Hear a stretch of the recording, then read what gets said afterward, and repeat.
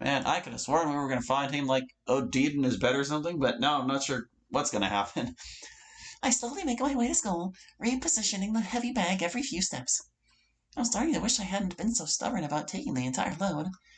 For once, I'm incredibly relieved to see the school come into view. I cross the street and head towards the entrance. I stop in my tracks when I hear a popping sound. The weight on my shoulder is relieved when the pins on my book bag strap rip loose, sending the bag plummeting to the ground. The pamphlets erupt from the bag and cover the walkway in front of me. I stand there, eye twitching in rage. God damn it! I throw myself to the ground, grab a pamphlet, and shove it into my bag. I grab it so roughly that I end up crumpling it. I sigh and pull it back out of my bag. Satori and Mateo worked hard on these. Plus, it wouldn't be very professional to give this one to any visitors. I set it aside and proceed to gently pick up the rest and replace them in the bag, making sure I don't bend or wrinkle them. When I finished, I tuck the heavy bag under my arm and grab the crumpled pamphlets, before continuing up the stairs towards the doors. I fumble with the door and make my way inside. I rush to the nearest trash can. I set the heavy bag on the ground and take a moment to catch my breath. As I recuperate, I look at the crumpled pamphlet. Might as well give it a once-over before I chuck it. I open it and check it out. Came out pretty nice. I flip through the pages. Each member's poem is neatly printed on its own page, giving it an almost professional feel. I recognize Yuri's, Natsuko's, and Satori's poems from the ones they practiced. I flip to Mateo's poem. What the? This isn't the poem he practiced. This isn't even a poem. Doc type HTML body, HL style, background color, Dodger blue, traceback, doc type style body, background color, light blue, style head body, traceback. I'm sorry, but an uncaught exception occurred. Style solid, border width 5 pixels, part 2. Okay, solid, a bunch of jargon. Dotted border style, thick border width. Yeah, what is this actually? Like, seriously, what is this? Part 6, part 7? It's a whole bunch of them. While running code, script, Python. Well, that sucked, but it was easier than I thought it would be. I'm glad it's over with. This is going to end up being much better without him in the way. Time to get to work. I should be able to do this without breaking anything that badly. Well, here goes nothing. Okay. We got Mateo's error message in the poem. I briefly look over the mess of words and symbols. What is this? Some kind of computer error? Yeah. I struggle to understand what I'm reading. I mean, Mateo's poems are always weird and cryptic, but this, it must be a mistake. It has to be. I bet Mateo isn't even aware of it. This is clearly some kind of botched CSS code, probably for something along the lines of background color or text alignment. Maybe a typo somewhere in the code is what's making it look like a bunch of mumbo-jumbo. It's probably something as simple as a misplaced underscore or missing comma. I don't know why I know all this. Honestly, I don't know how he missed it. Hopefully Mateo will be able to find and fix the mistake and print them out at school before the festival starts. I toss the crumpled pamphlet in the trash and gather my book bag under my arm once again. I head across the school and up the stairs. I frown as I approach the clubroom. I can see the lights are still off. Is no one here yet? I approach the door and peek through the window. The blinds are up, but the veiled sunlight only dimly lights up part of the room. You've got to be kidding me. Am I really that early? I check the handle and to my surprise it's unlocked. I shrug. Might as well leave the pamphlets in the room so Mateo can just fix and reprint them when he gets there. Holding the heavy bag against my chest, I push open the door. Oh.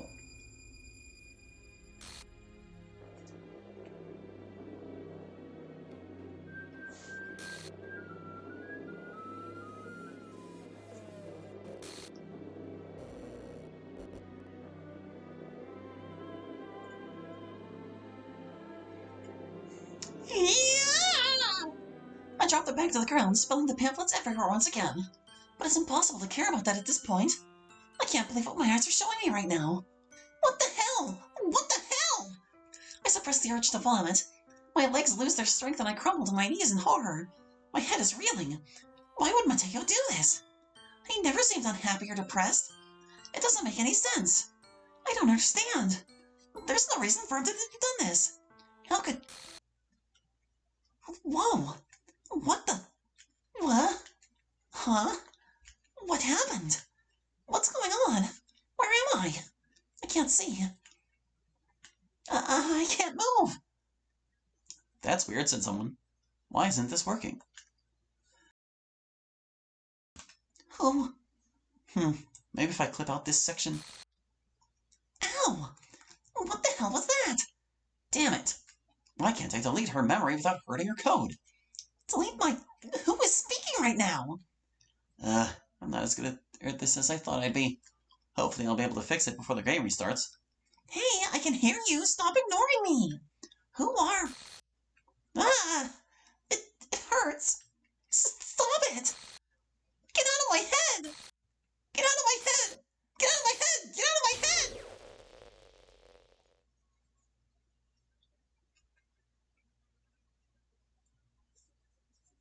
And, well, I guess that's it for Switcheroo. Gosh. There couldn't possibly be any more to that. So they had Mateo kill himself instead. Curious. Let's just dive right back in. Let's go. How the fuck did I get outside? Whoops. That wasn't right. Man, I can't separate her from her memory without compromising her. Let me try this. Pip install. Successfully installed PMC Mute Program 1.0. Ooh, that worked. Okay. Now if I just pip install autopilot. Got it. Alright, well, it may not be perfect, but it should work for now. At least I hope so. Only way to know for sure is to test her out.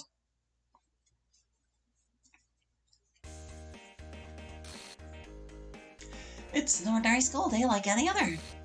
Mornings are usually the worst, being surrounded by couples and friend groups walking to school together. Meanwhile, I've always walked to school alone.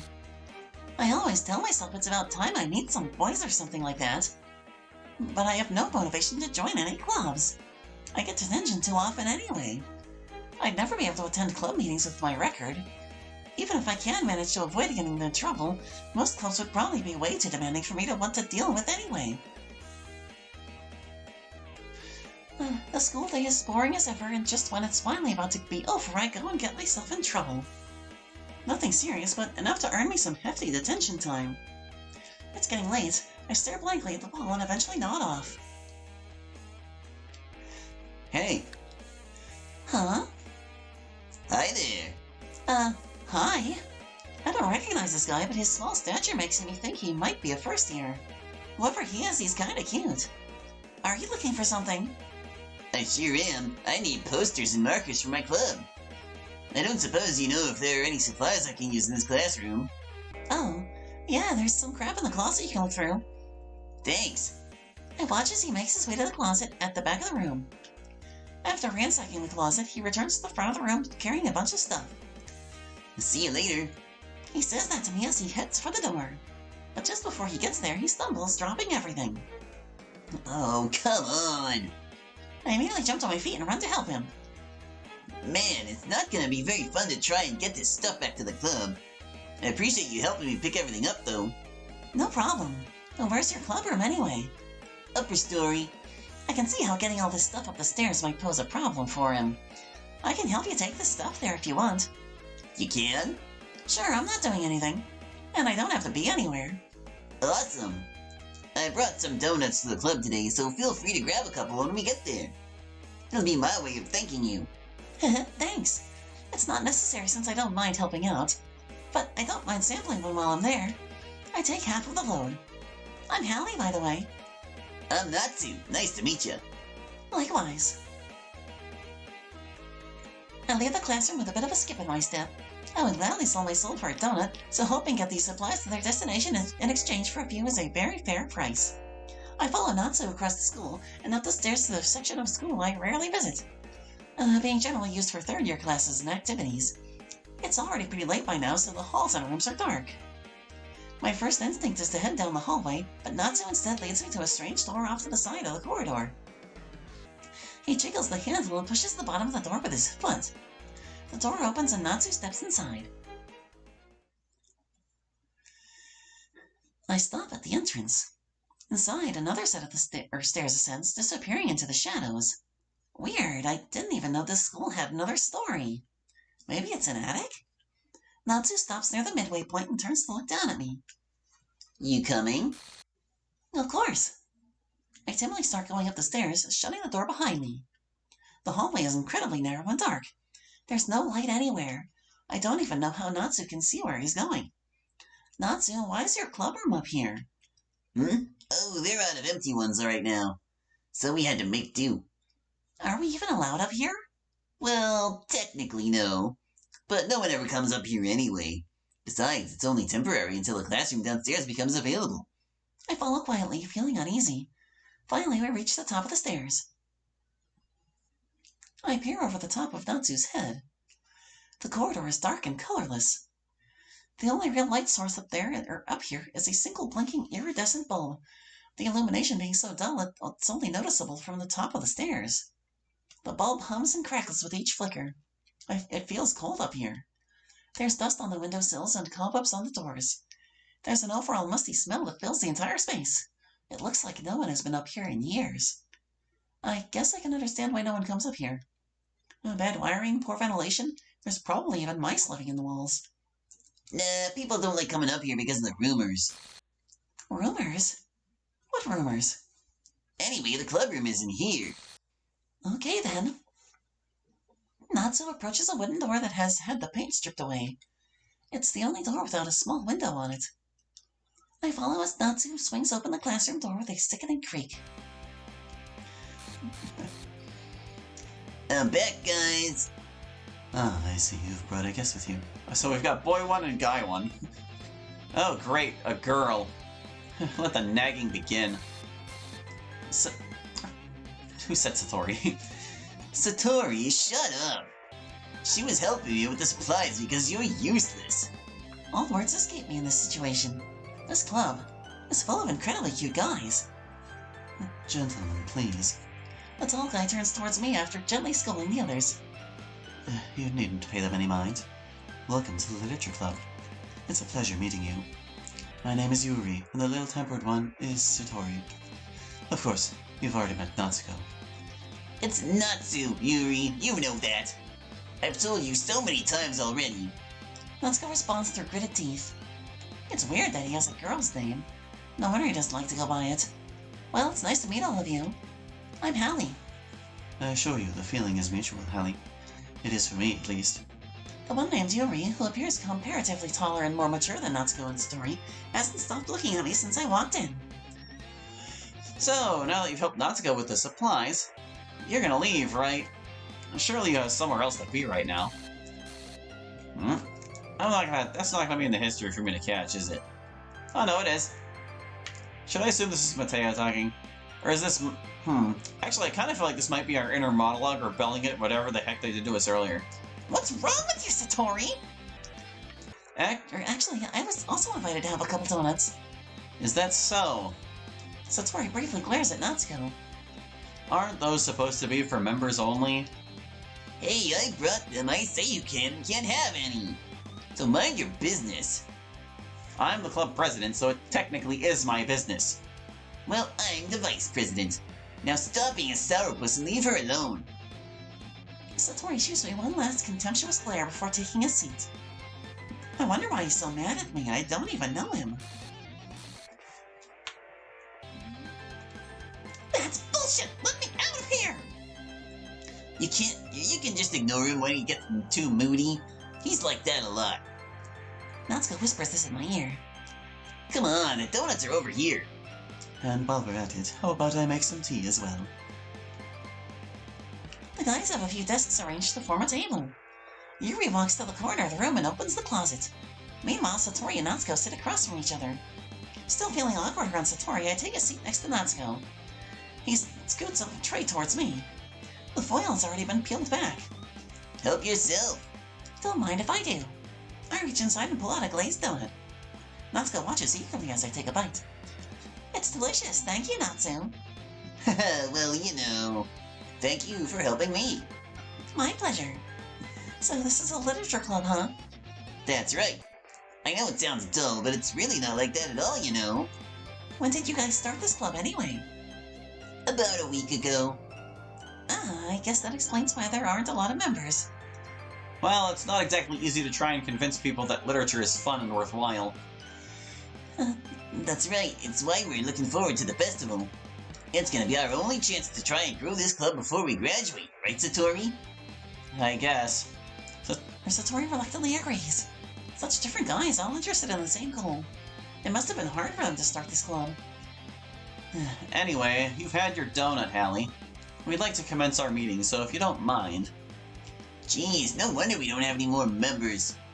You're such an ass. She didn't come here to become a member, she came here to stuff her face. Does she really look like someone who's interested in literature? It's about self-expression, the ability to create a beautiful and unique work of art using only words. Words that express feeling and meaning. Essentially, it's for people who can understand and appreciate writing. I'm kind of annoyed by Satori's attitude. I can't stand being talked down to. But at the same time, I don't want to get Natsuko in trouble for inviting me here in the first place either. Also, can't help but notice his eyes are like darker now than they were before. Satori may be a bit of a jerk, but he seems pretty passionate about literature. I respect that. Well, I'm not currently in any clubs. Mind if I stick around today? Who knows, maybe I'll like it here. I mean, sure, if you want to. We're about to start our meeting anyway. You can stay and observe. It's a long shot, but maybe you'll find your calling as a writer. I offer him a smile of gratitude. Thanks, Satori. I'll pay attention and take this meeting seriously.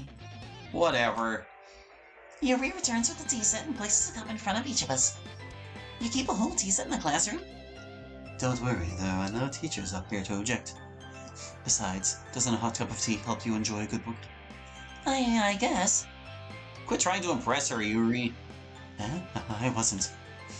Embarrassed, Yuri looks away, briefly scowling at Satori in the process. Well, tea and reading may not be a pastime for me, but I at least enjoy tea. Yuri visibly relaxes. I'm glad. What kind of books are you into, Yuri? Let's see. Yuri traces the rim of his teacup with the tip of his index finger. My favorites are usually novels that build deep and complex fantasy worlds. The level of creativity and craftsmanship behind them is amazing to me. And telling a good story in such a foreign world is equally impressive. Yuri goes on, clearly passionate about his reading. But you know, I do like a lot of things. Stories with deep psychological elements immerse me as well. Isn't it amazing how a writer can so deliberately take advantage of your own lack of imagination to completely throw you for a loop? Anyway, I've been reading a lot of horror lately. I play a lot of horror-themed video games. Video games are not books, Hallie. Or don't you know the difference? Hey, some video games require a lot of reading. In some cases, it consists of more reading than actual gameplay. And for your information, some games can tell one hell of a story. Well, if a story makes me think or takes me to another world, then I really can't put it down, regardless of the genre. What about you, Hallie? What do you like to read? I'm not really much of a reader. There's a shocker. Satori mutters this to himself. I mean, well, I used to read a lot of comic books and manga as a kid. It's actually been a few years since I sat down and read any of my old comics. But I'm too embarrassed to admit that I haven't read much of anything since then.